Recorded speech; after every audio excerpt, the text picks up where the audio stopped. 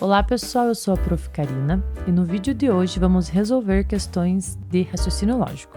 Então essa questão de raciocínio lógico é uma questão bem atual, uma questão de concurso elaborada pela banca da FGV nesse ano e diz o seguinte: certo dia Homer afirmou, há 3 dias era a véspera do último dia do mês de janeiro. O dia seguinte à afirmação de Homer era 3 de fevereiro, 2 de fevereiro ou 31 de janeiro. Então, para a gente começar aqui, vamos analisar a primeira parte. Há 3 dias era a véspera do último dia do mês de janeiro. O último dia do mês de janeiro é 31 de janeiro. Só que era a véspera, então era 30 de janeiro.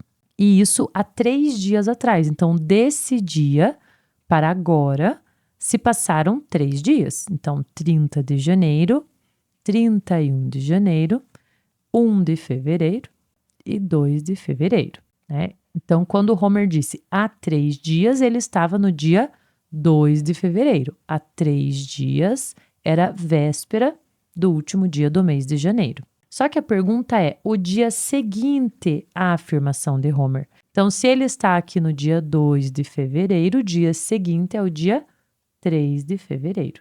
Letra A. Então, vamos para a nossa próxima questão, que também é da FGV.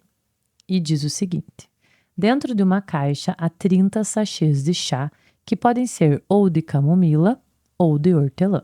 Alípio fez a seguinte afirmação: dentro dessa caixa, a quantidade de sachês de camomila é o dobro da quantidade de sachês de hortelã. Para atestar se essa afirmação é verdadeira ou falsa, Alípio resolveu tirar um a um sachês da caixa, verificando os seus sabores sem colocá-los de volta. É possível concluir que tal afirmação é falsa se em dado momento tiverem sido retirados exatamente 9 sachês de hortelã, 9 sachês de camomila, 11 sachês de hortelã ou 11 sachês de camomila. Então aqui a gente tem 30 sachês de chá, né, que podem ser de camomila ou de hortelã, e a gente sabe que tem sachês de camomila em dobro em relação à quantidade de sachês de hortelã. Dentro dessa lógica, como os sachês de camomila é o dobro, a gente poderia pensar que temos 20 de camomila e 10 de hortelã. Fecharia 30, né? E camomila é o dobro do hortelã. Mas ele está dizendo assim, ele está fazendo uma afirmação que a gente não sabe se é verdadeiro ou falso, se é isso que a gente quer provar. Será que então é verdade o que ele está dizendo? Para isso, ele resolveu tirar um a um, né, e verificar. Então, se o que ele diz é mentira, então se tal afirmação é falsa, o que teria que acontecer? Ele está tirando um a um. E aí, em dado momento, ele tira os 10 de hortelã e o próximo que ele tira também é de hortelã, né? Então, ele teria que tirar 11 sachês de hortelã para provar que não é verdade, que o número de sachês de camomila é o dobro dos sachês de hortelã. Porque se ele tem 11 de hortelã, não tem como ele ter 22 de camomila para ser o dobro, porque o máximo é 30. Né? Então, para a gente provar que essa afirmação é falsa, ele teria que tirar 11 sachês de hortelã. Então, a alternativa C.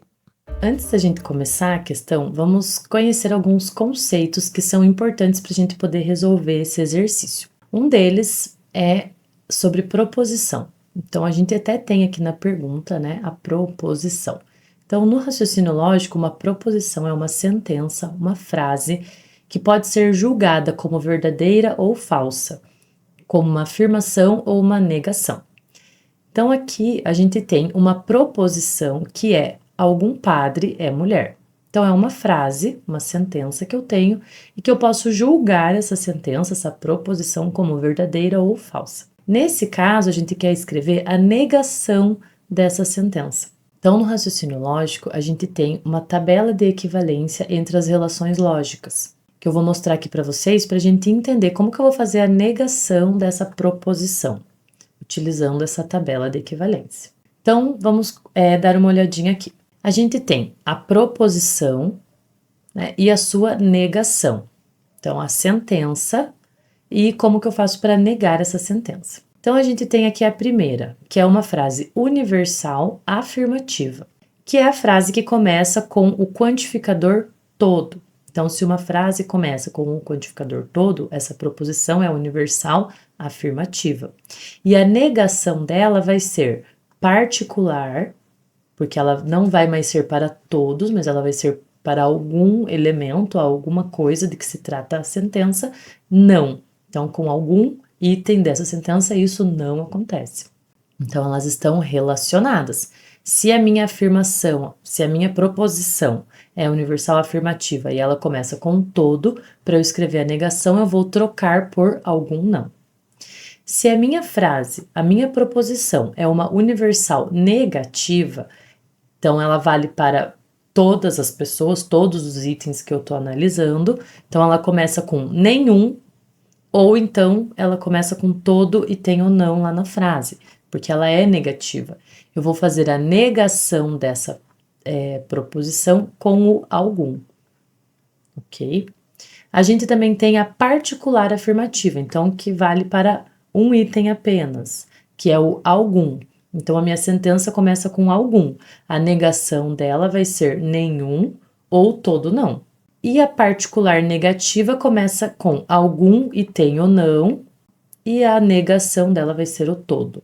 Então, a partir dessas relações lógicas é que a gente vai encontrar a negação daquela frase. Então, a gente precisa identificar em qual item aqui da proposição que ela se encaixa. Então, a sentença era: algum padre é mulher. Portanto, o meu quantificador é o algum. Ele é um quantificador particular afirmativo. Então, voltando aqui na tabela, a gente tem aqui o algum, ó, particular afirmativo. E a negação dele é nenhum ou todo não. Voltando aqui na frase, a gente tem então que a negação do quantificador algum é nenhum ou todo não. Então, aqui vamos analisar as alternativas. No item A, algum padre não é mulher. Falso, porque algum não. E a gente viu lá na tabelinha que é todo não. Nenhum padre é mulher. Ou então, nenhum padre não é. Quando a gente fala nenhum não é, a gente está negando a própria palavra nenhum, né? Então, lá na tabelinha a gente viu que se tiver o não, teria que ser todo. Todo padre não é mulher. Nesse caso, então, a alternativa correta é a B, que é nenhum padre é mulher. Quando a gente vai usar o nenhum, é somente ele. Não usa o nenhum com o não junto. Temos aqui um segundo caso que a sentença, a proposição é: todo político não é mulher. Então, eu tenho todo e não.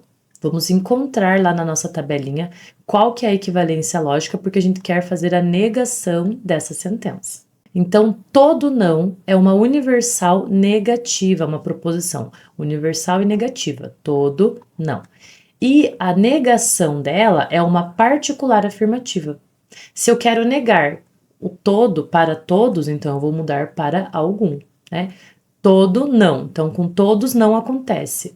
Portanto, a negação vai ser algum. Voltando aqui na nossa frase, todo político não é mulher. Então, a negação do todo não é o algum. Aqui nas alternativas a gente tem item A, nenhum político é mulher, e item B, algum político é mulher. Então, a correta é a alternativa B, já que a gente viu lá na tabelinha que o todo não é negado com o algum. E agora vamos para a última questão desse vídeo. Durante uma aula de raciocínio lógico, um professor escreveu no quadro uma sucessão numérica em que cada termo a partir do segundo é igual ao triplo do anterior, menos 3. Em seguida, informou aos seus alunos que o sexto termo dessa sucessão é igual a 609. Com essas informações, seus alunos puderam concluir que o valor correto da soma do segundo com o terceiro termo da sucessão é igual a. Então, aqui a gente tem várias informações. A primeira delas: como que essa sequência numérica, né, essa sucessão numérica foi formada. Então, eu tenho um primeiro termo qualquer, e a partir do segundo eu vou ter o triplo do anterior, menos 3. Então, essa que seria a minha lei de formação da sequência, a minha regra. A gente também sabe que o sexto termo vale 609, e a gente quer saber qual é a soma do segundo com o terceiro termo. Então, a gente tem um termo aleatório aqui dessa sequência e tem a regra de formação. E essa regra de formação é uma regra que define uma sequência recursiva. Uma sequência recursiva é aquela que você precisa ter o termo anterior. Sem o termo anterior, você não consegue encontrar todos os outros, né? E a gente não tem aqui o termo anterior, então a gente não sabe qual é o quinto termo, por exemplo, né? Para a gente poder chegar no segundo e no terceiro. Então, a gente vai construir aqui uma sequência de expressões algébricas para cada termo, até a gente chegar no sexto, que é o que a gente conhece. Então, o A1, que é o primeiro termo dessa sequência, eu vou chamar de x, já que eu não sei quanto ele vale.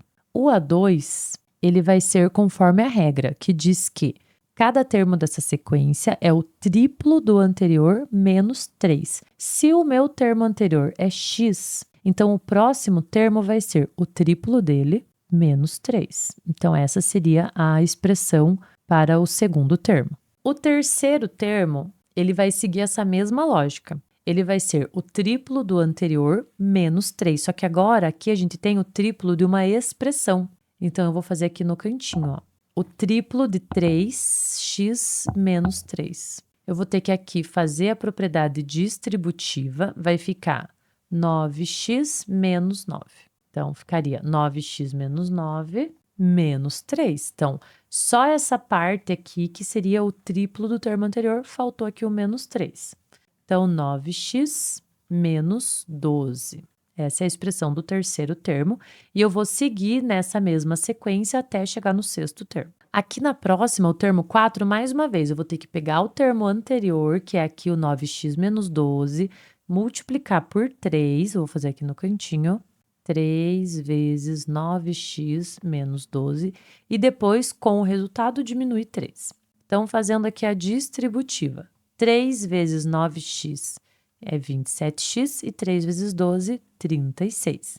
Então, vai ficar 27x menos 36, que é o triplo do anterior, menos 3. Ou seja, 27x menos 39. E aí, eu vou fazer a mesma coisa aqui com o quinto termo.